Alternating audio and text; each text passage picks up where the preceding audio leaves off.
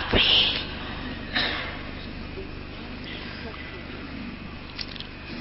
विदेही बन सकते हो, बन सकते हैं। तो अभी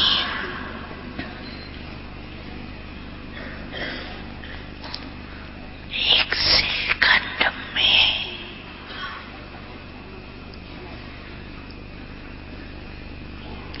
विदेही स्थिति में स्थित हो जाओ।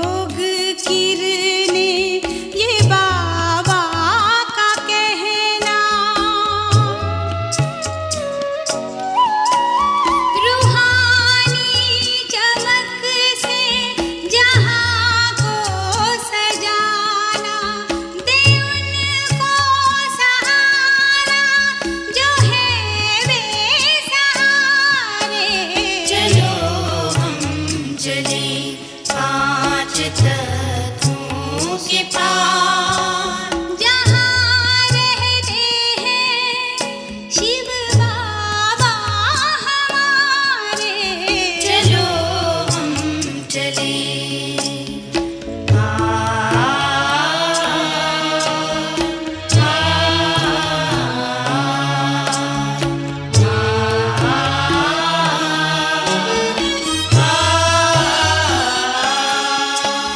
हमें छोड़ अवगुण है बनना फरिश्ता, हमें छोड़ अवगुण है बनना फरिश्ता, करें बिंदु के साथ प्यारा सा रिश्ता, सभी बातों को भूल मन याद रखता, इसी नेह से सर्व बन जाए न्यारे, चलो हम चलें पांच तत्वों के पार, चलो हम चलें पांच तत्वों के पार जहाँ रहते हैं शिव बाबा हमारे, चलो हम चले पांच तत्वों के पार। Om Shanti and a very good evening to all of you. आज हम कुछ विशेष प्रकार के यानी स्पेशल स्टेटमेंट के बारे में सीखेंगे। आमतौर पे वाक्य में क्रियापद होता है जो क्रिया दर्शाता है, उसके आगे इंग्लिश में क्रिया का करने वाला कर्ता होता है और क्रियापद के बाद क्रिया जिस पर की जाती है वो कर्म होता है। लेकिन इंग्लिश में एक नियम है कि वाक्य के अंदर कम से कम क्रियापद होना चाहिए और कर्ता होना चाहिए, और जब क्रिया नहीं होती है, सिर्फ परिस्थिति होती है, स्थिति होती है और क्रिया का करने वाला नहीं होता है, तो इस नियम को कैसे फॉलो करें, हम इस नियम का पालन कैसे करें, तो वो मैं आपको दिखाऊंगा। सबसे पहले हम धैर्य नाम के सर्वनाम को देखेंगे। ये एक डमी प्रोनाउन है। प्रोनाउन यानी सर्वनाम, किसी के बदले हम जब कुछ कहते हैं, जैसे एक लड़का है अशोक, तो उसके लिए सर्वनाम होता है ही, लड़की के लिए सर्वनाम होता है शी। तो इस तरह से ये एक डमी प्रोनाउन है, इसके पीछे कोई व्यक्ति या वस्तु नहीं है, और वो है धैर्य। हिंदी में छोटे वाक्य से काम हो जाता है, जो आपको सीरियल नंबर 1 में दिखता है, दूध है। अगर आपको कोई पूछे कि दूध है तो आप कहते हैं दूध है, जिसका शाब्दिक भाषांतर होगा मिल्क इज।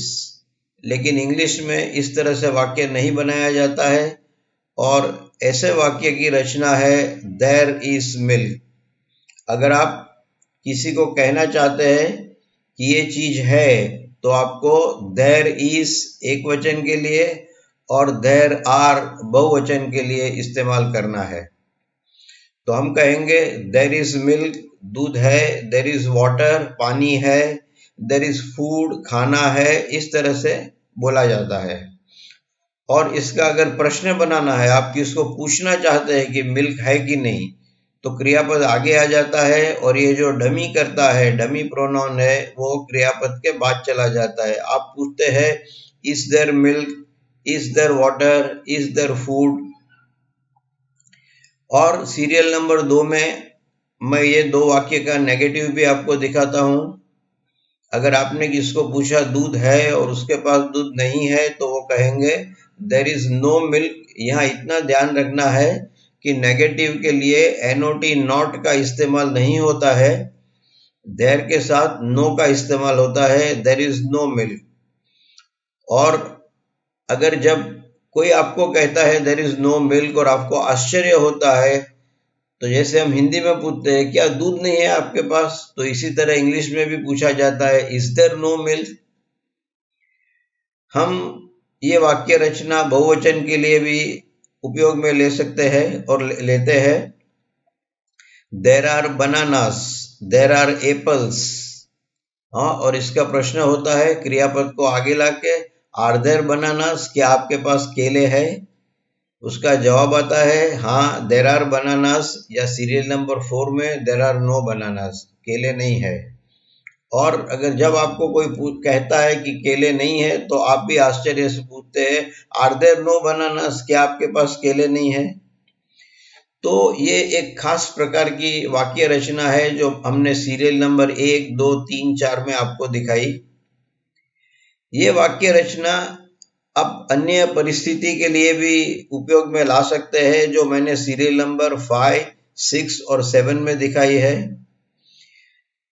ये वाक्य रचना सिर्फ भौतिक वस्तु जैसे मिल्क या बनाना के लिए नहीं है, या आप किसी के लिए भी इस्तेमाल कर सकते हैं। समझो कोई समस्या है, प्रॉब्लम है, कोई शक्यता है, पॉसिबिलिटी है, नसीब है, लक है, तो उसके लिए भी आप इस्तेमाल कर सकते हो। देयर इज अ प्रॉब्लम, अगर कोई समस्या है, हम कहना चाहते हैं कि यहाँ एक प्रॉब्लम है, तो इसी तरह बोला जाता है there is a problem, there is a possibility, there is luck. Luck के आगे अ नहीं आएगा क्योंकि अ को हम गिन नहीं सकते। इसका नेगेटिव होगा there is no problem, there is no possibility, there is no luck. कोई लक नहीं है, ये नहीं हो सकता है। और एक परिस्थिति लेते हैं, आपका बहुत ही छोटा गांव है, आप कहना चाहते हैं कि हमारे गांव में सिर्फ 2 दुकान है, तो भी इसी तरह से देयर का उपयोग किया जाता है। 2 दुकान है तो ये बहुवचन हो गया, तो उसकी वाक्य रचना होगी there are 2 shops in our village, there are 2 shops in our village. Hindi में कहते हैं गांव में 2 दुकान है, लेकिन इंग्लिश में 2 शॉप्स आर इन विलेज ऐसा नहीं बोलते हैं, और इसका सही वाक्य होता है there are 2 shops in our village. अब मैं आपको सीरियल नंबर 4 पे ले जाता हूं ऊपर, जहां देयर का अलग से प्रयोग हुआ है। इसको एडवर्ब कहते हैं, क्रिया विशेषण कहते हैं। अभी तक हमने इसके बारे में पढ़ा नहीं है, लेकिन ऐसे ही दिखाने के तौर पे मैंने ये वाक्य रखा है कि जब आपको बताना है कि आपकी किताब कहाँ है, तब इस तरह से कहा जाता है योर बुक इज देयर। कोई अपनी किताब ढूंढ रहा है, आपने देखा दूर वहीं टेबल पे पड़ी है, तो आप उंगली के इशारे से दिखाते हैं और कहते हैं योर बुक इज देयर, आपकी किताब वहां है। तो ये एक प्रकार का इज का क्रिया विशेषण बनता है। अब हम नीचे हियर यानी यहां इसका प्रयोग देखेंगे। ये डमी क्रियापद डमी करता नहीं है देयर जैसा, लेकिन एक अलग से वाक्य की रचना है कि समझो कोई किताब ढूंढ रहा है, वो भी ढूंढ रहा है और हम भी ढूंढ रहे हैं, लेकिन जब मैं ढूंढता हूं तो सबसे पहले मुझे वो किताब मिल गई जहां भी रखी थी, तो मैं उनको कहूंगा हियर इज योर बुक, लीजिए ये है आपकी किताब, हियर इज योर बुक। और अगर बहुवचन है तो here are your books. Here का मतलब यहां होता है, और जब आप कहते हैं योर बुक इज हियर, तो यहां हियर का उपयोग क्रिया विशेषण की तरह किया जाता है, जिसके बारे में हम थोड़ा डिटेल में बाद में पढ़ेंगे जब हम एडवर्ब यानी क्रिया विशेषण पे आएंगे। देयर जैसा और एक डमी प्रोनाउन इंग्लिश में है, वो है इट। बारिश गिरने की क्रिया तो होती है, लेकिन ये क्रिया करने वाला कौन है हमें नहीं मालूम। तो ऐसी परिस्थिति में एक दूसरे डमी प्रोनाउन का उपयोग कर्ता के स्थान पे होता है, और वो है इट। जैसे बारिश हो रही है तो हम कहेंगे इट इज रेनिंग। अगर बारिश नहीं हो रही है तो हम कहेंगे इट इज नॉट रेनिंग। ठंड लग रही है तो हम कहेंगे इट इज कोल्ड। जैसे हम बाहर निकले घर से और ठंड लग रही है, काफी ठंड है बाहर, तो हम कहेंगे इट इज कोल्ड। अब यहां मैं आपको और एक बात बताना चाहूंगा सीरियल नंबर 2 के बारे में, कि ऐसी वाक्य रचना एडजेक्टिव यानी विशेषण के लिए भी होती है। समझो टेबल पे दूध रखा है और हमें सिर्फ दूध का जो वेसल है, बर्तन है, उसको हाथ लगा के देखना है कि ये ठंडा है कि गर्म है। तो जब हम कहते हैं, हाथ लगाने के बाद कहते हैं कि इट इज कोल्ड, तो यहाँ ईट डमी प्रोनाउन नहीं है, क्योंकि हम वो बर्तन की बात करते हैं जो एक निर्जीव है, और निर्जीव होने के नाते हम ही नहीं लगा सकते, शी नहीं लगा सकते, तो उसके लिए इट लगेगा। और जब हम इस बर्तन की बात करते हैं कि यह ठंडा है, तो इट सही में प्रोनाउन है, डमी प्रोनाउन नहीं है। लेकिन जब हम बाहर निकल के क्लाइमेट यानी वातावरण के बारे में बात करते हैं कि ठंडा है, गर्म है, वगैरह वगैरह, तो हम इट का प्रयोग एक डमी प्रोनाउन की तरह करते हैं। अगर डमी का मतलब आपको नहीं मालूम है तो कह दो, मैं कहता हूं कि जो सही शब्द होता है वो है ही नहीं, तो उसके बदले में एक दूसरे शब्द को रखा जाता है, उसको डमी कहते हैं। आपने कई बार सुना होगा कि छोटे छोटे गांव में जहां कंट्रोल इतना अच्छा नहीं होता है, तो कई बार पैसे वाले विद्यार्थी एग्जाम देने नहीं जाते हैं, और उसके बदले जो पढ़ने में तेज है वो लड़का उनकी परीक्षा देके आता है, तो ऐसे दूसरे लड़के को डमी स्टूडेंट कहते हैं। तो सीरियल नंबर 3 में आपको दिखाया है मैंने कि जहां इट का उपयोग सर्वनाम की तरह होता है। कोई ग्लास, कोई बर्तन या कोई भी चीज रखी है, ठंडी है, गर्म है, और जब उसकी बात करते हैं तो इट सही में प्रोनाउन का काम करता है, वो डमी प्रोनाउन नहीं है। कई बार हमें अंदर से कुछ लगता है कि ऐसा होगा, तो उसके लिए इंग्लिश में क्रियापद है सीम्स। तो यहाँ पे भी हमें जो अंदर से ऐसा लगता है, इसकी कोई क्रिया ऐसे नहीं होती है, ना ही क्रिया का करने वाला होता है। तो यहाँ पे ये शब्द का प्रयोग होता है इट सीम्स। इसका एग्जैक्ट हिंदी है ऐसा लगता है। इट सीम्स बारिश होगी, इट सीम्स बारिश नहीं होगी। तो आपको इट सीम्स इंडिया मैच में हार जाएगा, इट सीम्स इंडिया मैच में जीत जाएगा, ये आपको अंदर से फीलिंग आती है। इसका कोई लिख के नहीं दिया हमको इंडिया जीत जाएगा। तो यहाँ पे जो इट का प्रयोग होता है कर्ता के स्थान पे, वो भी एक डमी प्रोनाउन की तरह होता है। It seems I will fall sick, मुझे लगता है कल मैं बीमार होऊंगा। तो हमने 2 डमी प्रोनाउन देखे, एक धैर्य और एक इट। जो इंग्लिश मीडियम के विद्यार्थी नहीं है, उनको ये 2 डमी प्रोनाउन का इस्तेमाल करने में काफी कठिनाई होती है, मैंने देखा है, क्योंकि मेंटली वो स्वीकार नहीं करते कि इस तरह से वाक्य रचना होती है। तो इसकी भी हम प्रैक्टिस करेंगे। मैं कई सेंटेंसेस आपको लिखने दूंगा बीच बीच में, और ये माइंडसेट बदलना पड़ेगा कि यहाँ पे इसी तरह से डमी प्रोनाउन आते हैं और इसी तरह से बोले जाते हैं।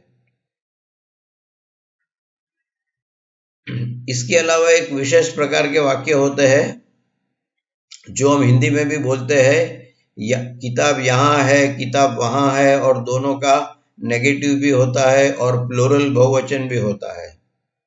तो ये इसी प्रकार के वाक्य है। सीरियल नंबर 1 में दिस यानी यहाँ, यहाँ नजदीक में जो पड़ा है उसको हम दिस कहते हैं।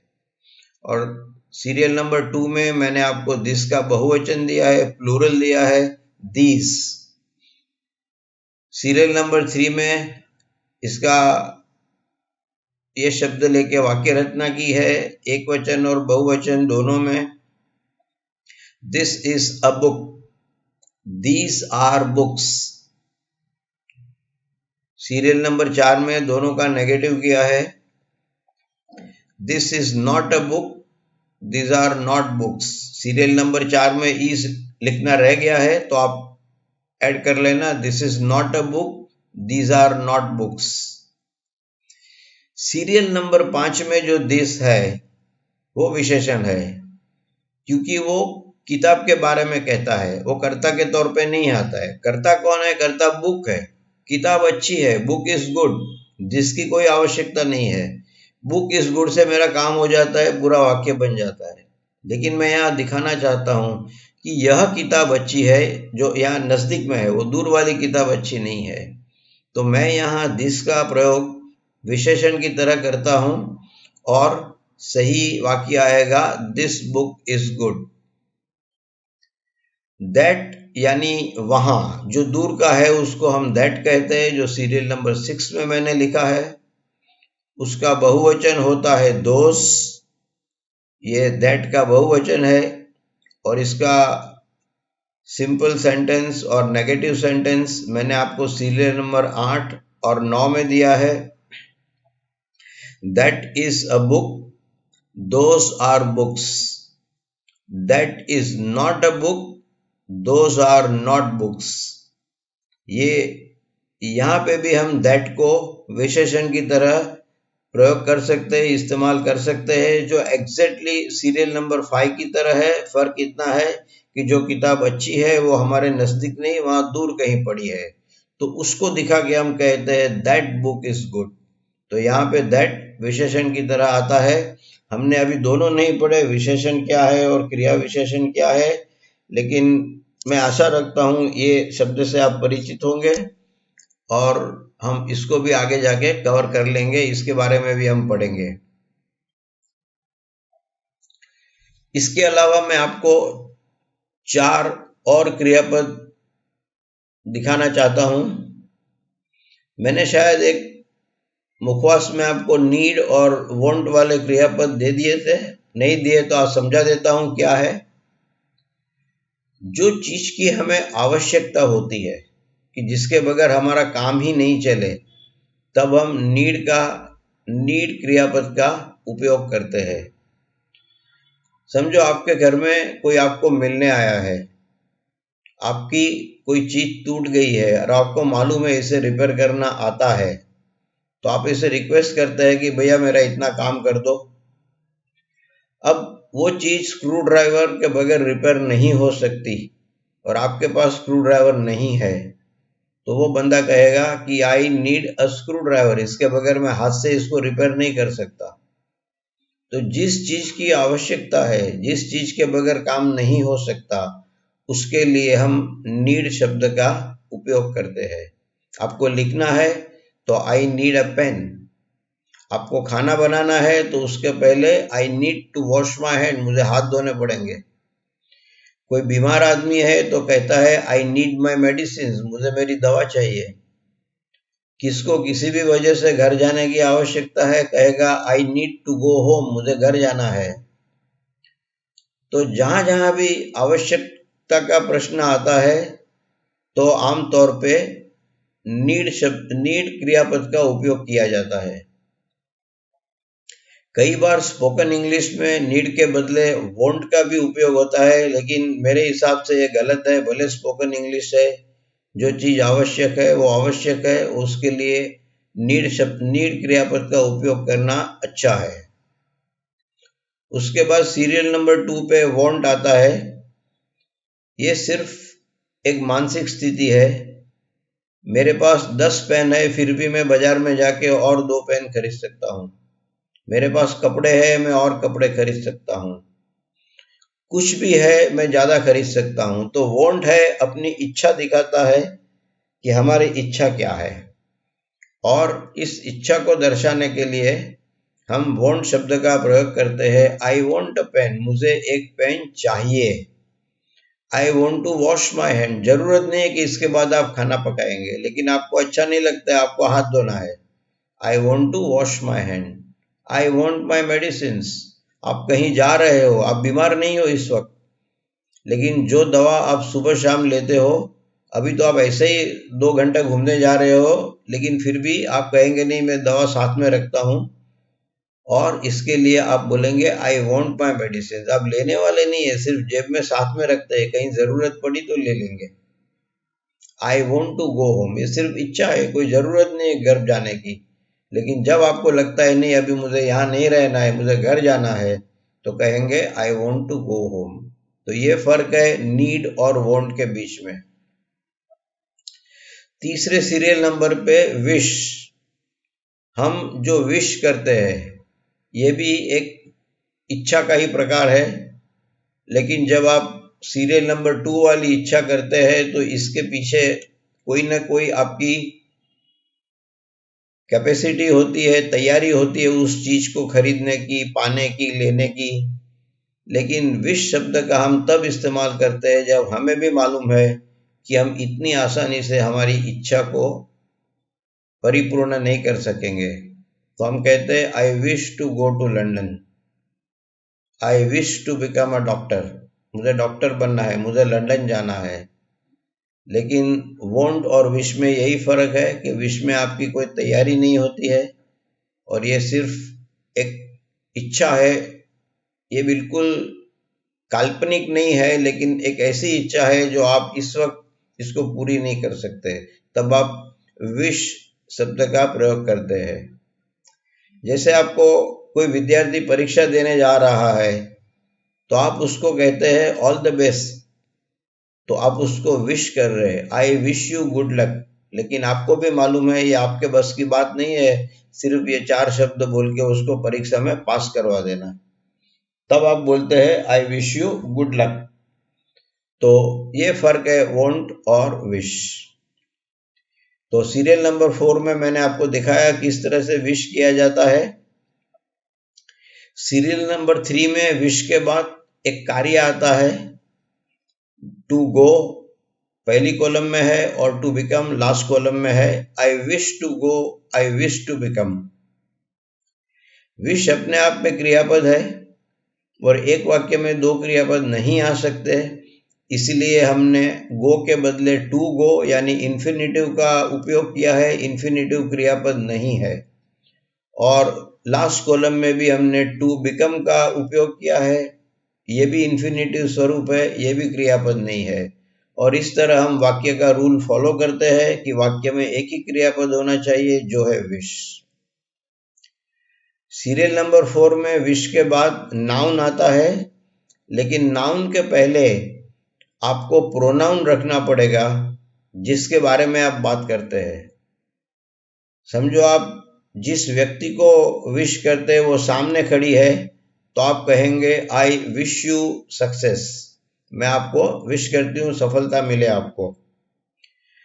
समझो कोई बंदा ये कहता है कि मेरे पिताजी की तबीयत ठीक नहीं रहती है, तो अब पिताजी हो गए अन्य पुरुष, थर्ड पर्सन हो गए, तो यू के बदले हिम आ जाएगा, I wish him good luck, good health. तो इस तरह से सीरियल नंबर 5 में है I pray for your success. आप प्रे भी कर सकते हैं। यहाँ प्रे का अर्थ होता है मैं भगवान से प्रार्थना करूंगा कि आपको सक्सेस मिले, सफलता मिले। तो सीरियल नंबर 4 और सीरियल नंबर 5 एक ही है। सीरियल नंबर 4 में सिर्फ एक विश है जो आपके अंदर से निकलती है, आप कहते हैं आई विश यू सक्सेस। और सीरियल नंबर 5 में कहते हैं कि मैं प्रभु को प्रार्थना करूंगा कि आपको सक्सेस मिले, I pray for your success. दोनों का आखिरी मीनिंग तो वही है कि आप उसको विश कर रहे हैं कि आपको सफलता मिले। तो ये 4 शब्द भी आपको बार बार बोलने पड़ेंगे आपके स्पोकन इंग्लिश में। आप भी याद कीजिए, आप दिन में कई बार इस तरह के विचार करते होंगे और इस तरह के वाक्य हिंदी में बोलते होंगे।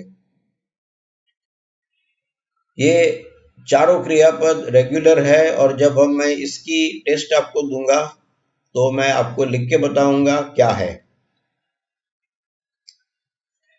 अब हम मुखवास के तौर पे कुछ ऐसे वाक्य मैंने लिए हैं जो आसानी से आपको किताब में पढ़ने नहीं मिलेंगे। मेरा पहला वाक्य है मैं रात को 10 बजे सोने के लिए जाता हूं। अब इंग्लिश भाषा की ये विशेषता है कि सोना यानी टू स्लीप, लेकिन जब आप सोने के लिए जाते हो तो स्लीप क्रियापद का उपयोग लगभग नहीं होता है और उसके बदले कहा जाता है I go to bed at 10 PM। अगर आप PM लिखना चाहते हैं तो 12 बजे के बाद कोई भी समय है उसको आप PM बोल सकते हैं। ये ओरिजिनल लैटिन शब्द से आया है जहां P का मतलब होता है पोस्ट, पोस्ट यानी बाद वाला, 12 बजे के बाद, और मेरिडियन का मतलब होता है बिल्कुल बीच, एग्जैक्टली हाफ। वो समय जो मेरिडियन है 12 बजे का समय है। तो 12 बजे के बाद जो भी समय है उसको हम PM बोलते हैं। 12 बजे के पहले जो समय है उसको हम AM बोलते हैं। लेकिन जो स्पोकन इंग्लिश है, घर में बोला जाता है, मित्रों के साथ बोला जाता है, तो हम PM के बदले 10 o'clock बोलते हैं ज़्यादातर। I go to bed at 10 o'clock। मैं 10 बजे सोने के लिए जाता हूँ। सीरियल नंबर 3 से आगे मैं आपको दूसरी एक इंटरेस्टिंग, बहुत ही मजे की बात बताता हूँ कि आप जो लिखते हैं इसमें अमाउंट लिखनी पड़ती है, रकम लिखनी पड़ती है, आंकड़ा लिखना पड़ता है। तो किस तरह लिखेंगे, ये भी आपको आसानी से किताब में देखने नहीं मिलेगा। तो सीरियल नंबर 3 में यही प्रश्न है कि रकम कब शब्द में लिखे और कब आंकड़े में। और व्याकरण की ज्यादातर किताब में इसका कोई जिक्र नहीं होता है। उसका एक कारण यह भी है कि इंग्लिश ग्रामर में, इंग्लिश व्याकरण में इसके ऊपर कोई नियम भी नहीं बनाया गया है।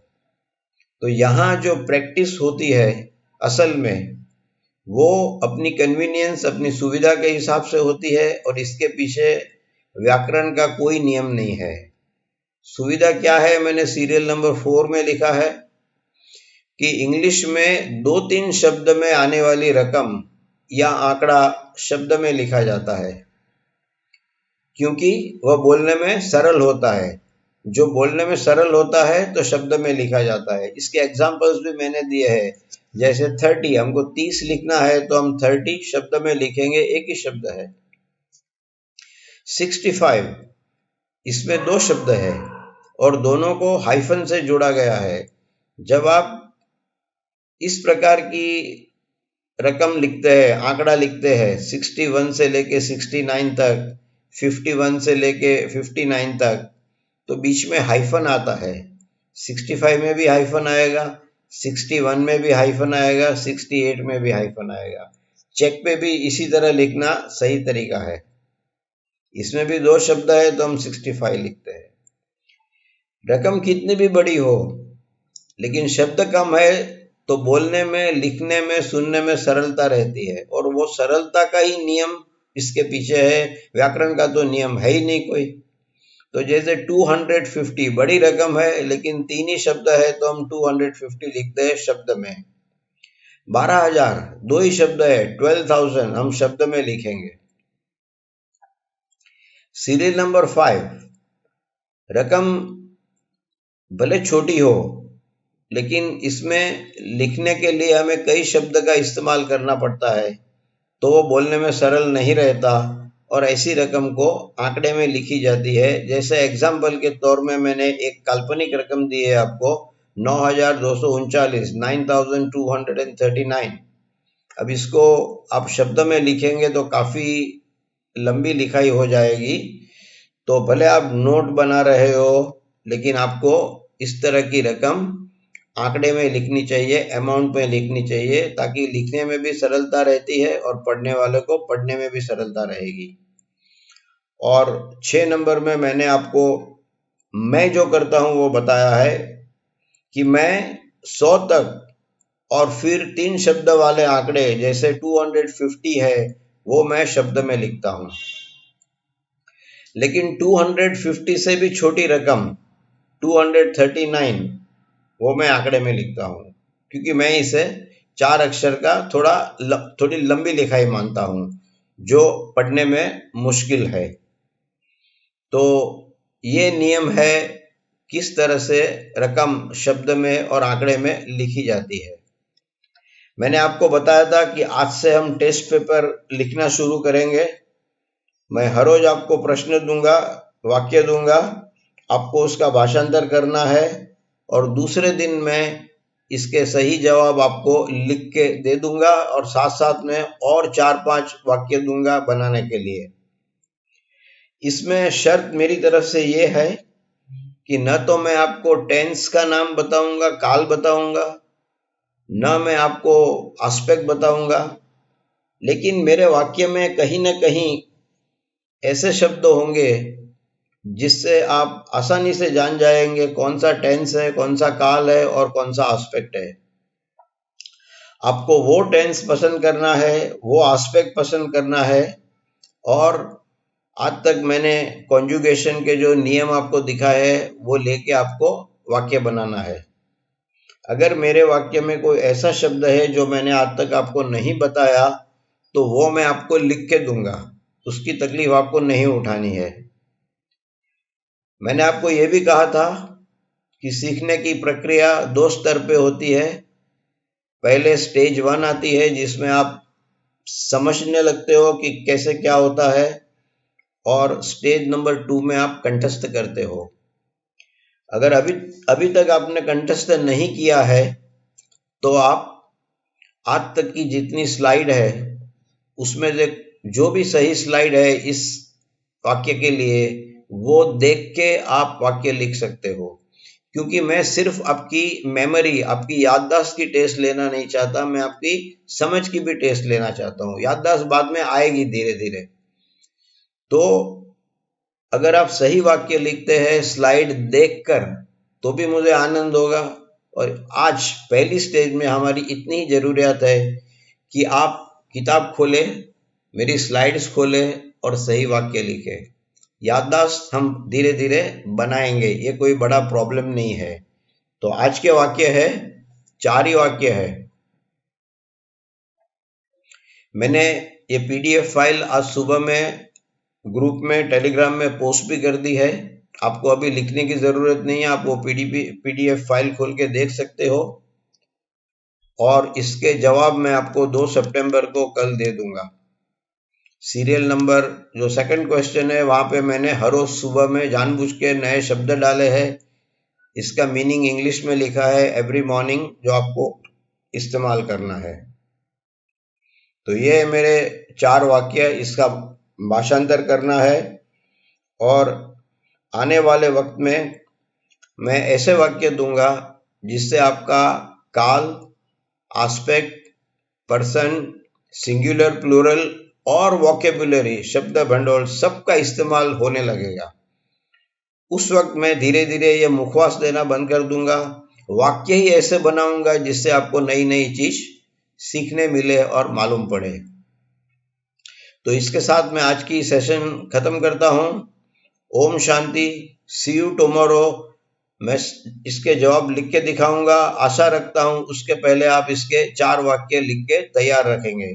Thank you very much. ओम शांति वंस अगेन।